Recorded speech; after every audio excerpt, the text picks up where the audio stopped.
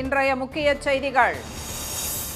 Hormuz நீரிணையில் 3 கப்பல்களை தாக்கிய ஈரான். அமெரிக்காவுடனான அடுத்த கட்ட பேச்சுவார்த்தையில் பின்னடைவு.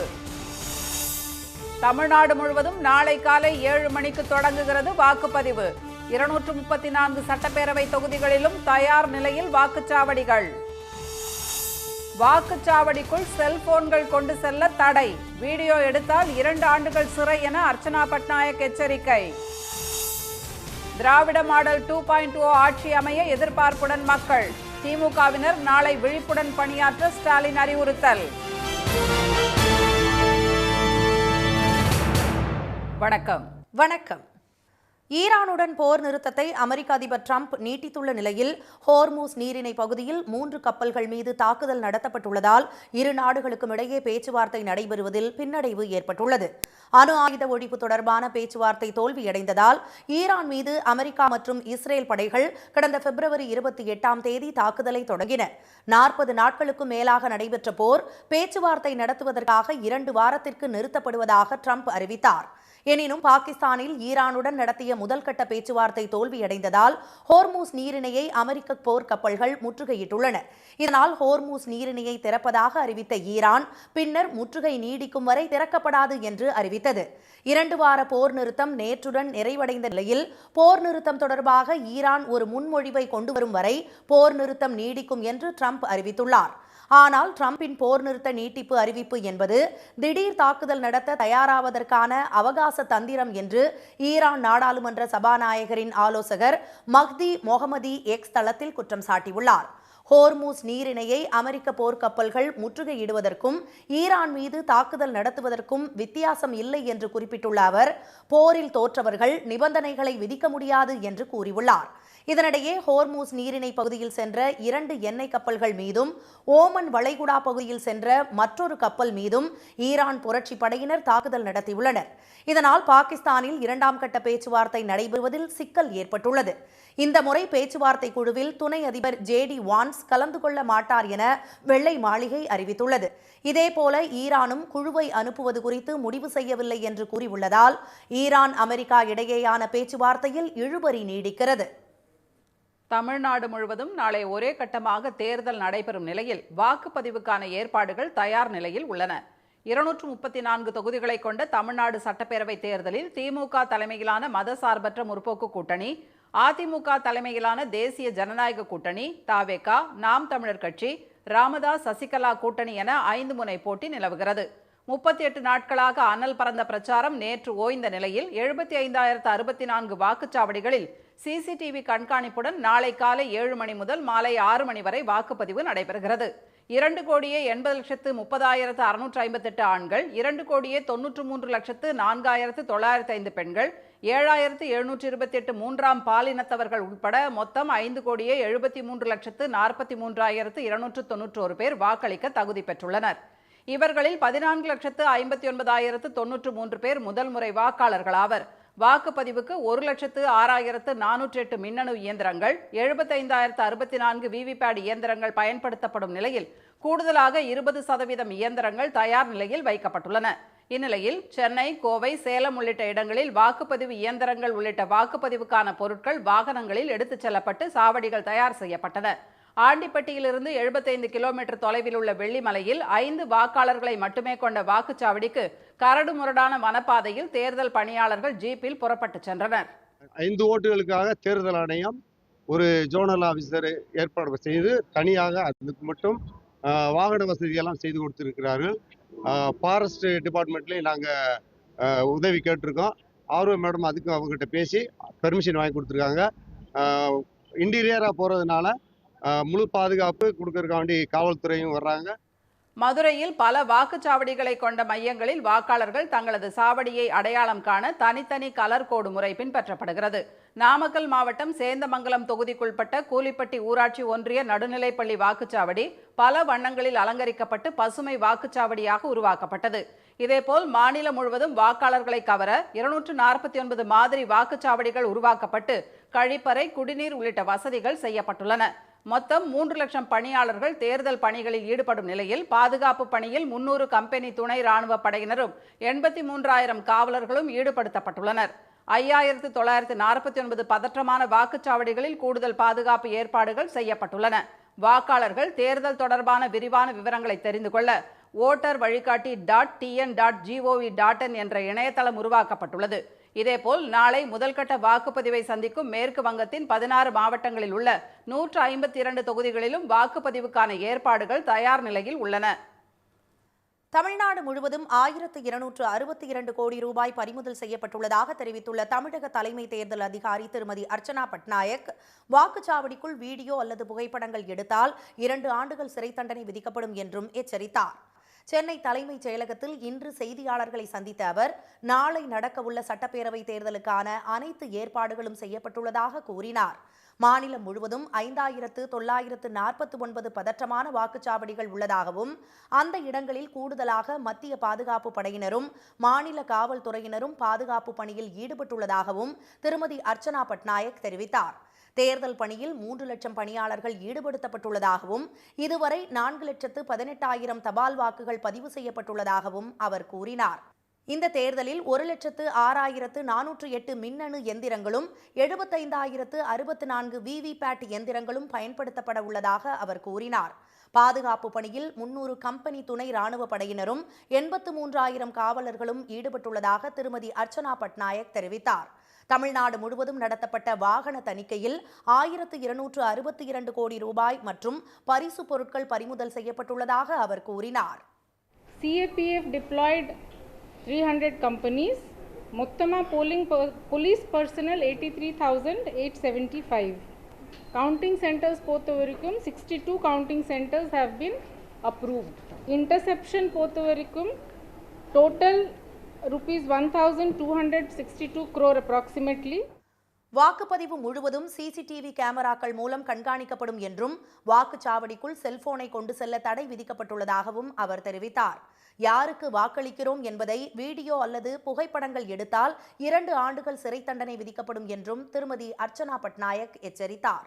சமூக வலைதளங்கள் தொடர்பாக 143 முதல் தகவல் அறிக்கை பதிவு செய்யப்பட்டுள்ளதாகவும், 2180 URL முடக்கப்பட்டுள்ளதாகவும் அவர் கூறினார். வாக்காளர்கள் electoralsearch.eci.gov.in என்ற இணையதளம் மற்றும் ஓட்டர் ஹெல்ப்லைன் ஆப் மற்றும் சக்ஷாம் இசிஐ ஆப் அல்லது 1950 என்ற எண்ணுக்கு அழைத்து வாக்குச்சாவடி எது என்பதை அறிந்து கொள்ளலாம் என்றும் திருமதி அர்ச்சனா தெரிவித்தார். வாக்காளர் பட்டியலில் பெயர் இருந்து வாக்காளர் அடையாள அட்டை இல்லை என்றாலும் தேர்தல் ஆணையம் தெரிவித்துள்ள ஆதார் எண், புகைப்படத்துடன் கூடிய வங்கிக் கணக்கு புத்தகம், ஓட்டுநர் உரிமம் உள்ளிட்ட 13 ஆவணங்களை காண்பித்து வாக்களிக்கலாம் என்று அவர் கூறினார். காலை 7 மணிக்கு தொடங்கி மாலை 6 மணி வரை வாக்குப்பதிவு நடைபெறும் என்றும், மாற்றுத்திறனாளி வாக்காளர்களுக்கு தரைதளத்தில் வாக்குச்சாவடிகள் ஒதுக்கப்பட்டுள்ளதாகவும் அவர் கூறினார். 100% வாக்குப்பதிவு உறுதி செய்யும் வகையில் நாளை விடுமுறை அறிவிக்கப்பட்டுள்ளதாகவும், விடுமுறை அளிக்காத நிறுவனங்கள் தொடர்பாக 7946464090 என்ற தொலைபேசி எண்ணில் புகார் அளிக்கலாம் என்றும் திருமதி அர்ச்சனா பட்நாயக் தெரிவித்தார். திராவிட மாடல் 2.0 ஆட்சி அமைய வேண்டுமென தமிழக மக்கள் எதிர்பார்ப்பதாக தெரிவித்துள்ள முதலமைச்சர் திரு மு.க. ஸ்டாலின், வாக்குப்பதிவு நாளில் திமுகவினர் விழிப்புடன் பணியாற்ற வேண்டும் என்றும் அறிவுறுத்தியுள்ளார். தமிழ்நாடு சட்டமன்ற தேர்தல் நாளை நடைபெறவுள்ள நிலையில் திமுக தொண்டர்களுக்கு அவர் எழுதியுள்ள விழிப்புணர்வு கடிதத்தில், திராவிட மாடல் ஆட்சியின் சாதனைகள் தமிழ்நாட்டில் உள்ள ஒவ்வொரு வீட்டிற்கும் பயனளித்திருப்பதாலும், தேசிய ஜனநாயக கூட்டணியின் ஒன்றிய அரசால் தமிழ்நாடு தொடர்ந்து வஞ்சிக்கப்படுவதாலும், அடிமை அதிமுகவுக்கும் அதனுடன் உள்ள கட்சிகளுக்கும் வாக்களித்தால் அது நேரடியாக பாஜகவுக்கு போடும் வாக்குதான் என்பதை உணர்ந்திருப்பதாலும் திமுக கூட்டணிக்கு வாக்களிக்க மக்கள் உறுதியாக இருப்பதாக தெரிவித்துள்ளார். திராவிட மாடல் 2.0 ஆட்சி அமைய வேண்டுமென நாம் நினைப்பதை விட, தோழமை கட்சிகள் எதிர்பார்ப்பதை விடவும் தமிழ்நாட்டு மக்கள் மிகுந்த எதிர்பார்ப்புடன் உள்ளதாக குறிப்பிட்டுள்ளார். திருவாரூர் முதல் கொளத்தூர் வரை தனது பிரச்சார பயணத்தின் போது திமுக அரசின் தற்போதைய திட்டங்களையும் 2026 தேர்தல் அறிக்கையில் இடம்பெற்றுள்ள வாக்குறுதிகளையும் பொதுமக்கள் வரவேற்று மகிழ்ந்ததாக திரு ஸ்டாலின் தெரிவித்துள்ளார். வாக்குப்பதிவு தொடங்குவதற்கு 90 நிமிடங்களுக்கு முன்பே முகவர்கள் வாக்குச்சாவடிக்கு செல்ல வேண்டும் என்று அவர் அறிவுறுத்தியுள்ளார். மேலும் ஒவ்வொரு வாக்குச்சாவடியிலும் கடைசியாக படிவம் 17C நகலினை பெற்றுக்கொண்டு வாக்கு இயந்திரங்கள் சீலிடப்பட்டு பாதுகாப்பாக வாக்கு எண்ணும் மையத்திற்கு கொண்டு செல்லப்படுவதை உறுதி செய்ய வேண்டும் என்று முதலமைச்சர் கேட்டுக்கொண்டுள்ளார். இத்தனை நாட்கள் கடுமையாக பணியாற்றியதை விட தேர்தல் நாளில் அதிக விழிப்புடன் இருந்து பணியாற்றிட வேண்டும் என்றும் திரு ஸ்டாலின் அறிவுறுத்தியுள்ளார். வாக்குப்பதிவு முடிந்ததும் ஒவ்வொரு வாக்குச்சாவடியிலும் படிவம் 17C நகலினை வாக்குச்சாவடி முகவர்கள் தவறாமல் பெற்று அதன் அசலினை வேட்பாளர் வசம் சேர்க்க வேண்டும் என்றும் சாஃப்ட் காப்பியை தலைமை கழகத்திற்கு அனுப்பி வைக்க வேண்டும் என்றும் அவர் தெரிவித்துள்ளார். தமிழ்நாட்டிற்கும் தமிழர்களுக்கும் துரோகம் செய்பவர்களையும் அவர்களுக்கு துணை போகிறவர்களையும் ஒரு சேர வீழ்த்துகிற களம்தான் சட்டமன்ற தேர்தல் என குறிப்பிட்டுள்ள முதலமைச்சர், மதசார்பற்ற முற்போக்கு கூட்டணிக்குத்தான் வெற்றி என்றும் விழிப்புடன் பணியாற்றி வெல்வோம் ஒன்றாக என்றும் தெரிவித்துள்ளார். சென்னை திருவொற்றியூரில் வாக்காளர்களுக்கு அதிமுகவினர் பணம் பட்டுவாடா செய்வதாக தேர்தல் நடத்தும் அலுவலகத்தை முற்றுகையிட்டு தவைகாவினர் தர்ணாவில் ஈடுபட்டதால் பரபரப்பு நிலவியது. தமிழ்நாட்டில் தேர்தல் பிரச்சாரம் நேற்று மாலையுடன் நிறைவடைந்த நிலையில் ஓசூர், ஈரோடு, எடப்பாடி ஆகிய இடங்களில் அதிமுக நிர்வாகிகளிடமிருந்து பல லட்சம் ரூபாய் ரொக்கத்தை பறக்கும் படையினர் பறிமுதல் செய்தனர். அதேபோல் திருவள்ளூர் தொகுதிக்கு உட்பட்ட பீமன்தோப்பு பகுதியில் இரட்டை இலை பதித்த 370 சேலைகள் சிக்கின.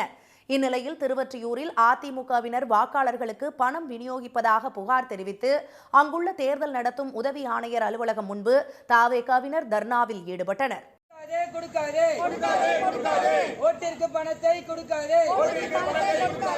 இதனிடையே கரூர் மாவட்டம் கிருஷ்ணராயபுரம் தொகுதியில் அதிமுக சார்பில் வாக்காளர்களுக்கு வழங்க பதுக்கி வைக்கப்பட்டிருந்த குக்கர்களை தேர்தல் பறக்கும் படை அலுவலர்கள் பறிமுதல் செய்தனர்.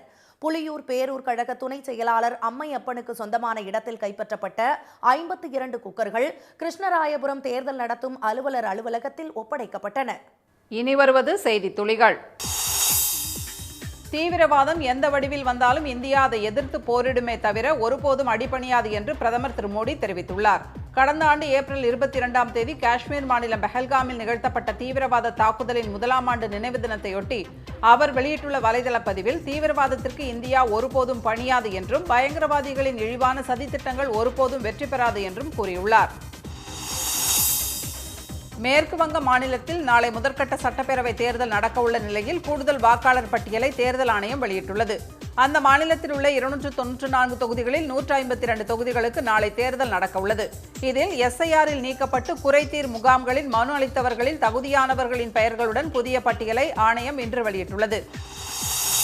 வண்டலூர் உயிரியல் பூங்கா நாளை மூடப்படும் என்று அறிவிக்கப்பட்டுள்ளது. சட்டப்பேரவை தேர்தலில் தங்களது கடமையை ஆற்ற பூங்கா ஊழியர்கள் செல்வதால் வண்டலூர் உயிரியல் பூங்கா மூடப்படுவதாக தெரிவித்துள்ள நிர்வாகத்தினர், விலங்குகள், பறவைகளுக்கு உணவளிக்க ஏற்பாடு செய்யப்பட்டுள்ளதாகவும் கூறியுள்ளது. தேர்தல் நடத்தை விதிகளை மீறி செயல்பட்டதாக முதலமைச்சரின் செயலாளர் திரு உமாநாத்துக்கு எதிராக தொடரப்பட்ட வழக்கை சென்னை உயர்நீதிமன்றம் தள்ளுபடி செய்துள்ளது. பாஜக வழக்கறிஞர் ஏற்காடு மோகன்தாஸ் என்பவர் தாக்கல் செய்த வழக்கை விசாரித்த தலைமை நீதிபதி திரு SA தர்மாதிகாரி, நீதிபதி திரு G அருள்முருகன் ஆகியோர் அடங்கிய அமர்வு திரு உமாநாத் மீது குறிப்பிட்டு எந்த குற்றச்சாட்டையும் மனுதாரர் முன்வைக்கவில்லை என்று கூறி வழக்கை தள்ளுபடி செய்தனர். குற்ற வழக்குகளில் கைது செய்யப்பட்டு சிறையில் அடைக்கப்பட்டவர்களை வாக்களிக்க அனுமதிக்க முடியாது என்று சென்னை உயர்நீதிமன்றம் தெரிவித்துள்ளது. தேர்தலில் வாக்களிக்க அனுமதி கோரிய ஹரிநாடாரின் மனுவை தள்ளுபடி செய்த தலைமை நீதிபதி திரு SA தர்மாதிகாரி, நீதிபதி திரு G அருள்முருகன் அமர்வு தண்டனை பெற்ற கைதிகள் வாக்களிக்க முடியாது என்றும் விசாரணை கைதிகள் வாக்களிக்கலாம் என்றும் தெரிவித்தனர். சென்னையிலிருந்து தூத்துக்குடி, மதுரை, திருச்சி, கோவை, சேலம் செல்லும் விமானங்களில் டிக்கெட் கட்டணம் பல மடங்கு அதிகரித்ததால் பயணிகள் அதிர்ச்சி அடைந்துள்ளனர். தமிழ்நாட்டில் நாளை ஒரே கட்டமாக தேர்தல் நடைபெறவுள்ளதால் ஏராளமானோர் பேருந்துகளில் சொந்த ஊர் புறப்பட்ட நிலையில் நேற்று இரவிலிருந்து சென்னை உள்நாட்டு விமான நிலையத்தில் பயணிகள் கூட்டம் அதிகரித்து காணப்பட்டது. பயணிகள் பலர் போட்டி போட்டுக்கொண்டு டிக்கெட்டுகளை முன்பதிவு செய்ததால் கட்டணம் கடுமையாக உயர்ந்ததுடன் பெரும்பாலான விமானங்களில் டிக்கெட் இல்லாத நிலை ஏற்பட்டது. திருவள்ளூர் மாவட்டம் செங்குன்றம் அருகே தவேகா தலைவர் திரு விஜயுடன் செல்ஃபி எடுக்க முயன்ற ஆட்டோ ஓட்டுநர் திரு பிரான்சிஸ் கால் தவறி பிரச்சார வாகனத்தில் விழுந்த விபத்தில் அவரது கால் முறிந்தது. ஸ்டான்லி அரசு மருத்துவமனையில் அனுமதிக்கப்பட்டுள்ள தம்மை தவேகாவினர் யாரும் சந்தித்து ஆறுதல் தெரிவிக்கவில்லை என வருத்தம் தெரிவித்துள்ள அவர், திரு விஜய் உதவி செய்ய வேண்டும் என்று வீடியோ மூலம் கோரிக்கை வைத்துள்ளார். காரைக்குடியில் நேற்று மாலை 6 மணியை தாண்டி பரப்புரையில் ஈடுபட்டதாக நாதக தலைமை ஒருங்கிணைப்பாளர் திரு சீமான் மீது வழக்கு பதிவு செய்யப்பட்டுள்ளது. தமது சொந்த தொகுதியான காரைக்குடியில் இறுதிக்கட்ட வாக்கு சேகரிப்பில் ஈடுபட்ட சீமான் மாலை 6 மணியை கடந்தும் பரப்புரை செய்ததாக எழுந்த புகாரை அடுத்து திரு சீமான் மீது போலீசார் வழக்கு பதிவு செய்தனர். மகாராஷ்டிரா மாநிலம் மும்பையில் நெரிசல் மிகுந்த சாலையில் போராட்டம் நடத்திய பாஜக அமைச்சர் திரு கிரீஷ் மகாஜனுடன் பெண் ஒருவர் வாக்குவாதத்தில் ஈடுபட்டது பரபரப்பை ஏற்படுத்தியது. ஒரலி பகுதியில் நடைபெற்ற போராட்டத்தால் அங்கு பெரும் போக்குவரத்து நெரிசல் ஏற்பட்டது. இதனால் வாகன ஓட்டிகள் பல மணி நேரம் சாலையில் காத்து கிடந்தனர். அப்போது தனது குழந்தையை பள்ளியிலிருந்து அழைத்து வர சென்ற பெண் ஒருவர் போக்குவரத்து நெரிசலால் ஆத்திரமடைந்த அமைச்சருடன் வாக்குவாதத்தில் ஈடுபட்டார்.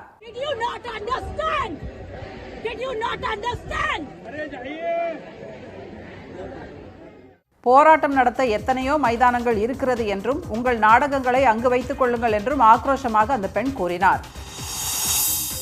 இன்றைய வர்த்தக முடிவில் மும்பை பங்குச்சந்தை குறியீட்டு எண் சென்செக்ஸ் 757 புள்ளிகள் சரிந்து 78,516 புள்ளிகளாக இருந்தது. தேசிய பங்குச்சந்தை குறியீட்டு எண் நிஃப்டி 198 புள்ளிகள் குறைந்து 24,378 புள்ளிகளாக நிறைவடைந்தது. சென்னையில் இன்று ஆபரண தங்கத்தின் விலை சவரனுக்கு 400 ரூபாய் குறைந்து ஒரு சவரன் 1,14,000 ரூபாயாகவும் ஒரு கிராம் 14,250 ரூபாயாகவும் உள்ளது. வெள்ளி விலை மாற்றமின்றி ஒரு கிராம் 275 ரூபாயாக உள்ளது. மீண்டும் இன்றைய முக்கிய செய்திகள். ஈரானுடன் போர் நிறுத்தத்தை அமெரிக்க அதிபர் டிரம்ப் நீட்டித்துள்ள நிலையில் ஹோர்மூஸ் நீரிணை பகுதியில் 3 கப்பல்கள் மீது தாக்குதல் நடத்தப்பட்டுள்ளதால் இரு நாடுகளுக்கும் இடையே பேச்சுவார்த்தை நடைபெறுவதில் பின்னடைவு ஏற்பட்டுள்ளது.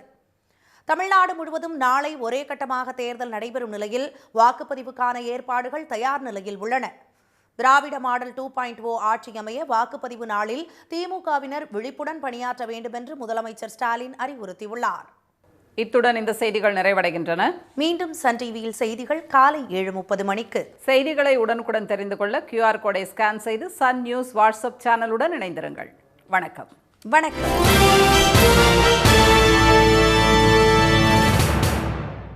உடனுக்குடன் செய்திகளை தெரிந்து கொள்ள சன் நியூஸ் பெல் ஐகானை கிளிக் பண்ணுங்க.